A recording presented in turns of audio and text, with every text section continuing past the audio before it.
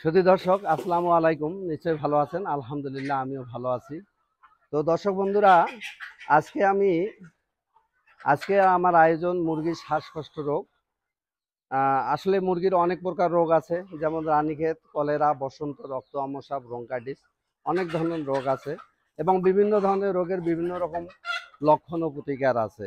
আমরা সাধারণত মুরগির ক্ষেত্রে, বিশেষ করে দেশি মুরগির ক্ষেত্রে রানীক্ষেত রোগটাই প্রাধান্য দিয়ে থাকি।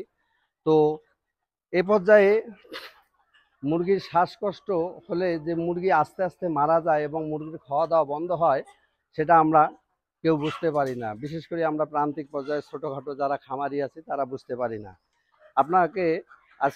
আপনাদেরকে আজকে দেখাবো এই মুরগির শ্বাসকষ্ট রোগ হলে এর লক্ষণ এবং এর প্রতিকার। তো এই যে দেখেন দর্শক বন্ধুরা, এই একটা মোরগ দেখেন, এর মূলটা কত লাল। একই জাতের মোরগ এটা, এর মূলটা লাল, তার মানে এটা কি সুস্থ মোরগ। আর এটা দেখেন, এটা হলো অসুস্থ মোরগ। একই মোরগ, এটা অসুস্থ। এটার মূলটা আস্তে আস্তে বসে যাচ্ছে এবং ফ্যাকাশে হয়ে যাচ্ছে। তো দর্শক বন্ধুরা, এটা হলো শ্বাসকষ্ট রোগ। এই রোগ হলে মুরগির গায়ে ভীষণ জ্বর হয় এবং মুরগি খাওয়া দাওয়া করে না। তো রোগে আক্রান্ত হওয়ার সাথে সাথে মুরগি মারা যাবে না। আস্তে আস্তে আস্তে মোটামুটি 3 হইতে 7 দিনের মাথায় মুরগিটা মারা যায়। বলতে পারেন এক প্রকার ডায়াবেটিক্সের মতো, এটা কেউ খুঁয়ে খুঁয়ে মারে। তো আমার এই যে ফার্মে দেখছেন এই মুরগিগুলো, এগুলো সব অসুস্থ ছিল। এগুলোকে আমি আমার নিজের চিকিৎসা পদ্ধতিতে ইনশাল্লাহ সুস্থ করে ফেলছি। তো এর জন্য আপনারা কি করবেন, আগে আপনাকে চিন্তা করতে হবে মুরগিটার কি রোগ হয়েছে। মুরগিটার যদি দেখবেন যে মূল ফ্যাকাশে হয়, তাহলে বুঝতে হবে এর শ্বাসকষ্ট রোগ। হা করিয়া শ্বাস নেয় এবং কোনো খায় না। এই দেখেন, এই মুরগিটার পেটে কিছু নাই, এ কিন্তু মারা যাবে।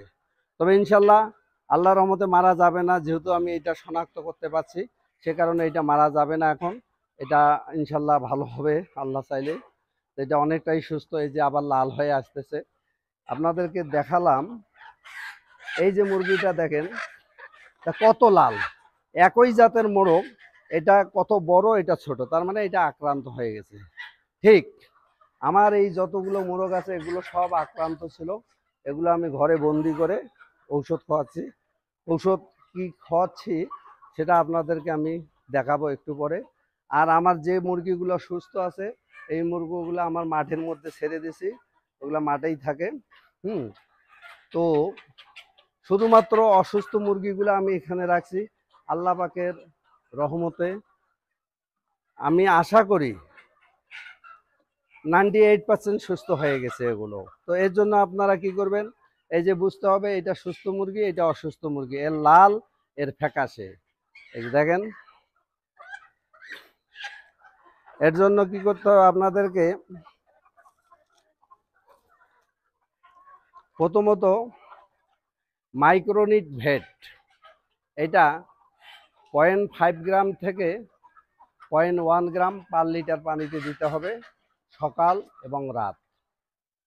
একই সাথে ফার্স্ট ভেট, এটা হলো মুরগির জ্বর হলে এটা দিতে হবে। যেহেতু শ্বাসকষ্ট হলে মুরগির প্রচণ্ড জ্বর হয়, এটা ফার্স্ট ভেট।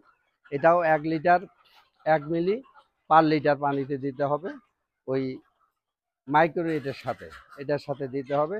দিয়ে আপনার নিয়মিত খাওয়াবেন সকাল এবং রাত। অর্থাৎ মাইক্রোনিট ভেট আর ফার্স্ট ভেট, এই দুটো ঔষধ চলবে সকাল এবং রাতে। এর পাশাপাশি আর একটা ওষুধ, এটা হলো ডক্সিন ভেট।